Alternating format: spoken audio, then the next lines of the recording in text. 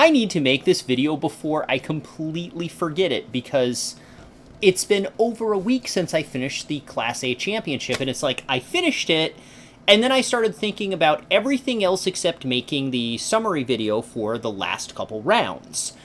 I started doing the next project in Smash Up I'm working on, which I'll talk about in here in this video a little bit.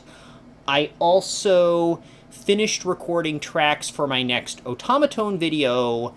Last week I played the first full-on classics concert with the main orchestra I play with here in Orlando, the Orlando Phil.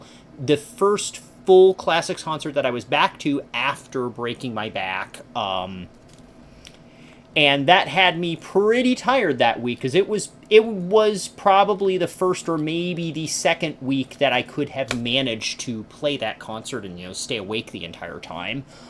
So I have been pretty busy, and I literally earlier today I started recording some stuff for another video where I was thinking about, like, there was this educational toy thing that I used to play with in the 90s that I thought it would be kind of cool to do a video about because the toy still exists. It's called the Happy Cubes. They aren't all that popular. I think they deserve to be more popular than they are. And so that was sort of a cool thing that I thought, like, maybe I'll introduce some more people to by making this video.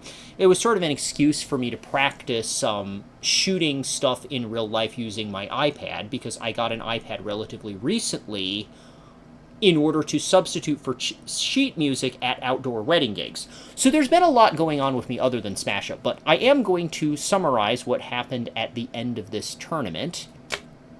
And TLDR, I actually cannot scroll far enough without moving this around. There we go. TLDR, the Grim Frozen Tales won the tournament, and they won the tournament by going on a huge win streak.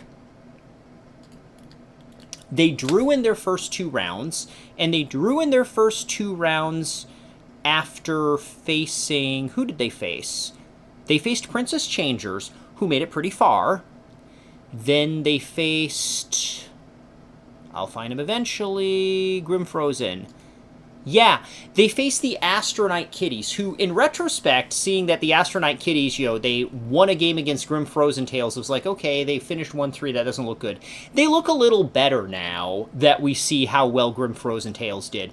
And after that, they just knocked off a murderer's row of difficult opponents. They took out the second-seeded Wizard Hydra Wizards. Then in the next round, they took out the Zombie Dragons, who were 9th-seeded and were 5-1 going into that match. And then they make it to round 4, and they take out the previously undefeated Big Hero Grannies, who I think probably could have made it farther if they'd had a different pairing, because they really were good enough. And this first game was a 1-point game.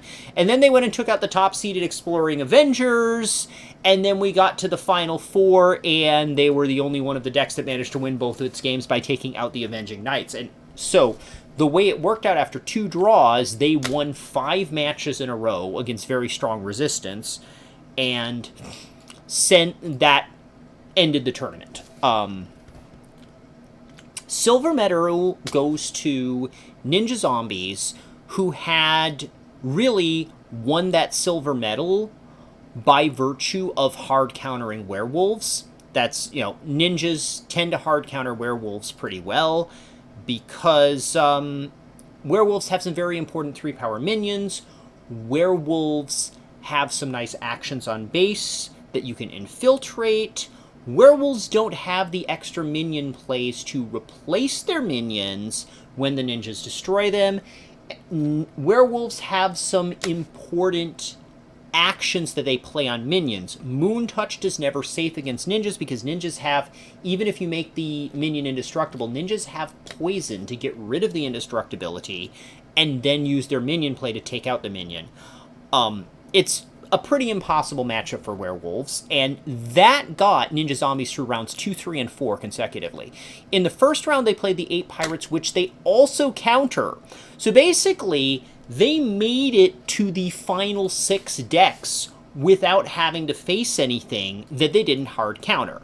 And then after that, they made draws with 2 of the other decks in the final 4, and those 2 draws meant that they ended up with a silver medal instead of having a chance. If they had won against Inca Dragons, they would have had a chance to play Grim Frozen Tales for the gold, although I have to say, Grim Frozen Tales was on a hot enough streak that Ninja Zombies probably would have ended up with the silver anyway.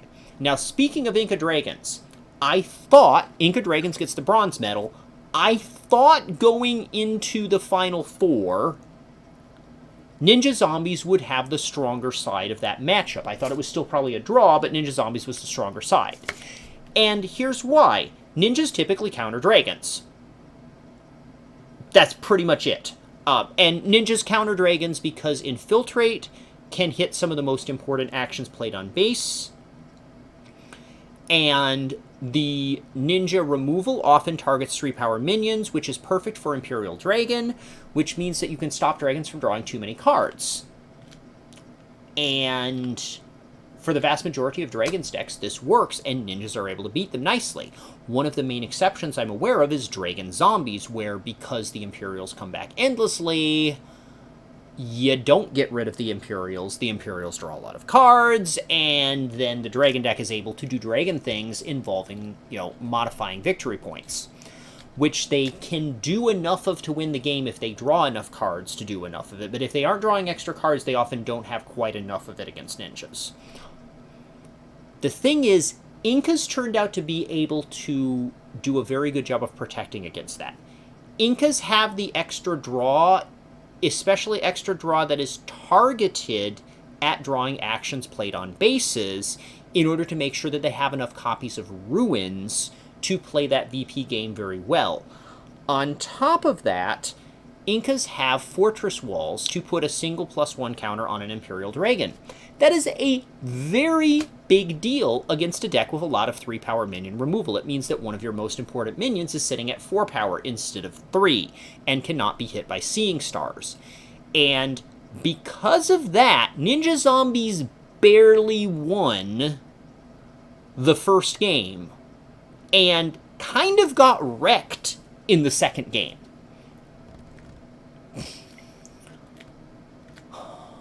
So, 4th place went to Avenging Knights, who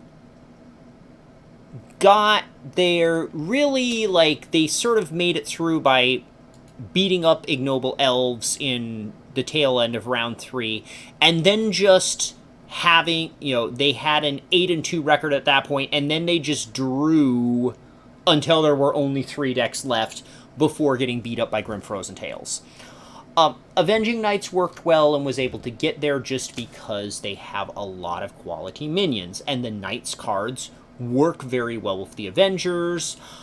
When I played Grim Frozen Tales versus Avenging Knights on stream, Avenging Knights suffered from not drawing Iron Man in either of the 2 games. Maybe they put up a better fight with Iron Man, but still, I think Grim Frozen Tales was overall the better deck, and probably, if either deck won, it deserved to be Grim Frozen Tales. So now I'm going to back up to the other decks in the top 6. Exploring Avengers got knocked out by Grim Frozen Tales off stream. That was Grim Frozen Tales just playing a very dynamic game, rather than Exploring Avengers really having 2 bad games. It was just Grim Frozen Tales were able to be good enough in that first game to barely take it by 1 point and get away with it, and then Grim Frozen Tales was definitely the better deck when it played first. Teddy Wizards was a good enough deck to potentially make Final Four. It just got the pairing that did not work for it, Inca Dragons. Teddy Wizards just didn't have enough ways to work around the dragon stuff. They were actually not getting destroyed by Hatchling. You might think that Hatchling is fantastic against Teddy Wizards, and Hatchling is fantastic against Wizards, but the problem is Teddies have their Bear Picnic, and Inca Dragons don't really have ways to get rid of Bear Picnic. So what actually happened was Inca Dragons just drew all sorts of cards and played the Inca game plus Ruins and Wyvern and Great Worm. And when they did this, they just discarded all their hatchlings and ignored the Bear Picnic because they didn't have any 2s in hand, because they drew enough cards that they had a stronger hand that didn't have 2s. They did the Armory Fortress Walls game, and it was just too good. What's the card? Oh god, that card with a dragon's head breathing on it. Bring Down the Walls. Bring Down the Walls is a very potent defense that doesn't rely on hatchling. And they were sometimes able to finesse things so that their minions were not vulnerable to love overload at the right time. It was one of those games where, like, you can think Teddy Wizards looks on paper like it might have the tools, but Inca Dragons is too good a deck at consistently playing the Inca Dragons plan. Speaking of Inca Dragons, it is worth mentioning, Inca Dragons got blanked 0 and 6 in S-Class, and then finished 3rd here in A-Class. And what happens is Inca Dragons is an extremely consistent deck, and their game plan is fast enough to do well enough in A. It is not fast enough to do well enough against stuff like, against robots, aliens, something like that, with a good partner. And S-Class was a tournament exclusively, like, where when you see a robots deck, the second faction is really good, too. That's just too fast. Inca Dragons, because of its consistency, it has a max on its speed that it cannot exceed. Honestly, Grim Frozen Tales is a little bit like that, too. They consistently have a good thing to do with their minion play and a good thing to do with their action play, but there is sort of a top end on what they can do without specifically using Prince Charming and Charming Princess. So I wouldn't be surprised if, like, yeah, I know Ninja Zombies is a deck that will not do great against S-tier stuff, in my experience with Ninja Zombies before. I think a lot of these decks that won are decks that are high consistency rather than decks that can necessarily beat the S decks. So those are the decks that finished 5th and 6th, and let's just back up to round 4, because I don't remember exactly where I was when I finished the previous video. Alright, Princess Changer Bots. They were lucky to make it this far. They are devastating. Princess, as your minions play, is a devastating thing to have when you are gaining an extra 3 power at the start of your turn, because you just played your Changer Bot Titan at the start of your turn. Princess Changer Bots is a very hard speed check for the opposing deck. After a certain point in this tournament, opposing decks were able to make that speed check when playing first, and then Princess Changer Bots held on by making draws and only winning their first game when they played first, until they made it to round 4, and Exploring Avengers was fast enough to be better even when Princess Changers played first, and that was the end of Princess Changer Bots. Beauty and the Werebeast went out because they were a werewolf deck facing Ninja Zombies.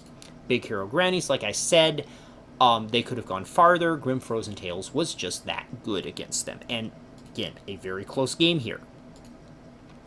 Ninja Knights got knocked out by Teddy Wizards. And I think an interesting thing, something that I think is interesting, if Teddy Wizards, like, if Ninja Knights had played Inca Dragons here, which, you know, they were kind of close to it. They were one table away. Ninja Knights might have been able to beat Inca Dragons. Now let me think about that. Why would they be winning when zombies weren't? Because they have that alt VP, which zombies don't have. I think between being able to get away with Grailing and having the ninja removal, they would at least... you know, I'm going to back off of that. I think the counters from Fortress Walls are going to make the difference, and Dragons are going to be able to punish the Night Movement. Still, like, they can probably make a draw against Inca Dragons. And if they do that, like if they have that pairing, then maybe Teddy Wizards has a chance to play Ninja Knights later. Maybe Inca Dragons runs into something that it loses to, but I mean, nothing actually beat Inca Dragons. Like, there are worlds in which Ninja Knights gets farther by having a different pairing, because what happened was Teddy Wizards ran them over with pure speed. But what I was thinking of is, like, if Ninja Knights gets farther, maybe, like, Inca Dragons doesn't do as well. And that gives Teddy Wizards a shot at the podium. But the problem with what I was saying is, after seeing Ninja Zombies play against Inca Dragons, I think Inca Dragons actually survives the matchup with Ninja Knights as well.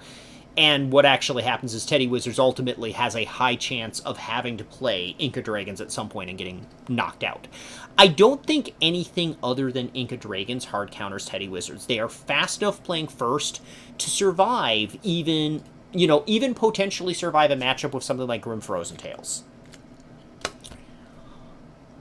Back to round 3, I might have talked about. I think these are decks I talked about. Ignoble Elves had a very good run. They are much better than the sum of their parts. Mage and Beast. Mage and the Beast I thought was going to be one of the most broken decks in there, and then, like, at some point it just fizzled. I think I drew some lucky hands in the qualifiers. Frozen Avengers, it's like Avenging Knights, but it doesn't have the alt VP idea. And I almost would rather have... I think Frozen Knights might actually be better than Frozen Avengers. So, yeah, that's how the final matches rolled out in this tournament. We started with 48 decks after the qualifiers, got to the top one. I think Grim Frozen Tales, with the quality of the decks they knocked out, is a very worthy champion. And now I have some post-tournament results sitting in Notepad. I can bring this back over. Whoops, that's not how I meant to do it. Bring it over here. I've got some post-tournament ratings that are interesting to point out. Ninjas, because they played with 2 very synergistic partners, and that's all. Right now, they're sitting ranked 6th among all factions. They are overrated right now. I don't believe they're actually a 1749 faction with their Titan. They're good, but they're not the 6th best faction in the game. They've just had friendly choices of partners. And the next thing I'm going to play is an open draft. Like, I've already started it, where it's a series of 4 drafts that have 32 factions in it, and people are picking, snake drafting everything.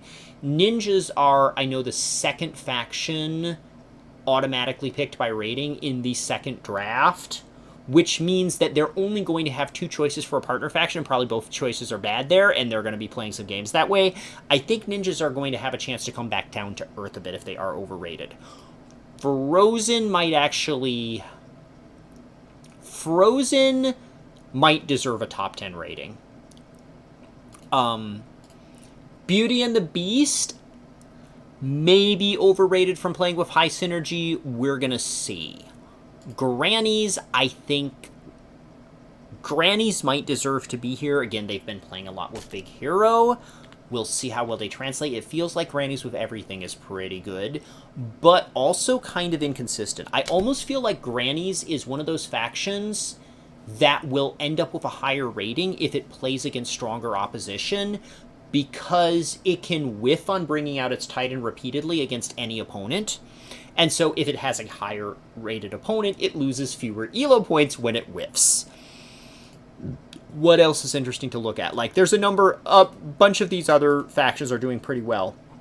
What is interesting to look at, though, is down here on some of the deck ratings. Oh, here we can see Grim Frozen Tales. By the rating of the 2 factions that make it up, mostly Grim Tales being the lower rated faction, they should have won barely under 11 out of the 20 games they've played. What actually happened was they won 17 of them, losing 1 game in the qualifiers and 2 games in the actual tournament. That means they are definitely better than the sum of their parts, which I think is, like, a Captain Obvious thing to say if you've played it. That was the main thing. A number of these other decks that did well are showing up in here as highly synergistic. I think this was an interesting observation from the qualifiers. Frozen, when they've played against Sharks, they've won all of those games. And that's just Frozen kind of destroys destruction. So, I noted in a previous video on the updates to the ratings that a number of top decks that were, looking to make the top 25 had lost to Grim Frozen Tales. Yeah, so this is where Grim Frozen Tales finished the tournament. Ranked 8th overall among all of my decks. Again, they're on a hot streak. I think they're better at beating A-tier opposition than they are at putting up a fight against S-tier. But, it's possible they might really be a top 10 deck among the decks that I've played so far. We don't know. I think, Grim Frozen Tales might be able to justify its rating. Exploring Avengers, I think, definitely does justify its rating because it was putting up a fight against some S-tier stuff. What else do we have from A-tier? Inca Dragons. This is currently overrated. But Inca Dragons are this good against A-class opposition. But they are not nearly this good against S-class opposition. They are a serious Peter Principle deck. Second place was Ninja Zombies. I should see them here, shouldn't I? Oh, they're rated a little lower. Okay. Because, Ninja's T missed the first round and sort of the deck had to catch up. This is not necessarily out of line for how they're rated. Again, Ninja Zombies is going to be better at being consistent, at beating stuff worse than it is at necessarily putting up the best fight against stuff that's better than it. In particular, you don't want to take Ninja Zombies into an Aliens deck. That is a very bad matchup for zombies in general, and it's not a great matchup for ninjas either. Teddy Wizards, yeah, I think they deserve to be top 25. Big Hero Grannies barely missed it after getting trashed by the eventual gold medalist. Avenging Knights, I think Avenging Knights probably shouldn't be outside the top 25, but still ranked quite highly. Yeah, some of these decks have got up in here, and at some point I'll probably give them a chance to play against some S-class stuff and see how well the top A-class decks do there.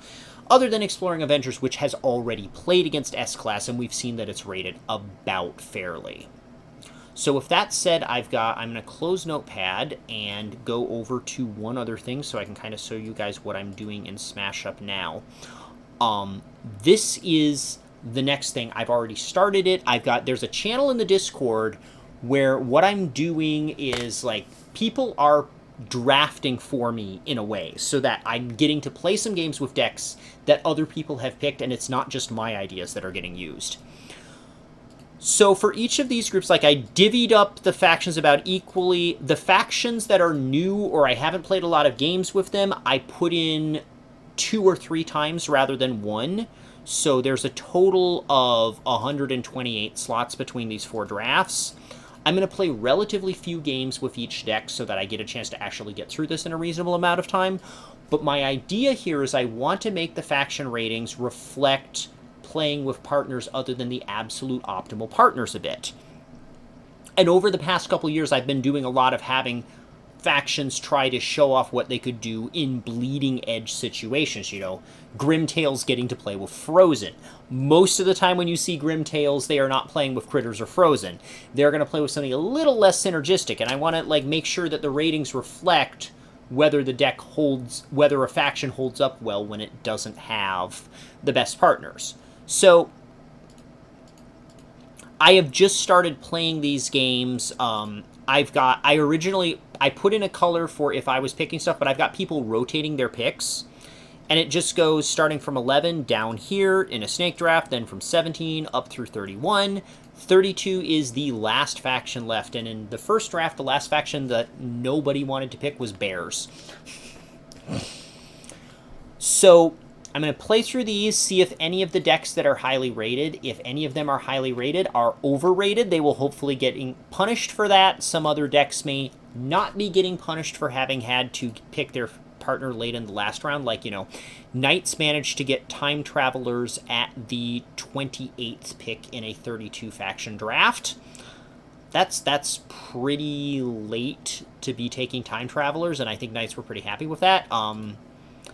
Mad Scientists got picked at 29. I think the Titan is better than letting them go 29th, but I didn't really think in great detail about, like, the factions before how many of those really would have liked Mad Scientist. I mean, Mad Scientist Werewolves is a good deck, but we've already seen it. Kung Fu Werewolves is also good, so, like, I'm not sure there's another pick where I can necessarily say Mad Scientist definitely should have been taken here. Yeah. So I'm going to play a bunch of these games. I'm going to get a chance for my ratings to get a little bit more normal. And, of course, you know, Sonus, Barrel, Mojo, Eric, Slurf, and I quote, are all doing picks in this. So it's sort of cool to be playing decks that other people have come up with rather than me trying to find the bleeding edge stuff. And I know I asked people for input on the qualifiers for A, but it feels like I've been playing bleeding edge stuff for a long time. And it's going to be nice to be playing some stuff that's a little more like normal smash-up decks that you would see in a normal game. That, I think, is everything for closing out the Class A tournament. I'm probably going to do a big summary on Reddit so that the people who do not regularly follow my channel can sort of see what happened with Class A. And that's it. I guess the last thing to do is show the tier list as it came out from this one more time. Ninjas, Avengers, and Knights got 2 decks through the 3rd cut. Incas, Frozen, Beauty and the Beast, Werewolves, Zombies, and Dragons got 2 decks through 2 cuts, and other than Werewolves, most of them got some single deck a lot farther than that. And then Hydra Explorers, Critters, Wizards, Pirates, Mad Scientists, Lion King, Grimtails, Grannies, and MOE got 2 decks through 1 cut and earned A- ratings. A+ is smaller than S- right now, but I'm okay with that. A+ is like the elite of A tier. The elite is going to be smaller. And then these 6 factions, fairies, changerbots, apes, astronauts, kitties, princesses, they sort of almost got there, and they were close enough to getting there that I'm willing to say these factions are probably among the best of the factions that didn't make A. So until I go through doing a proper B tier, these 6 factions get B+ just by virtue of having almost made A-. And I am out for this video.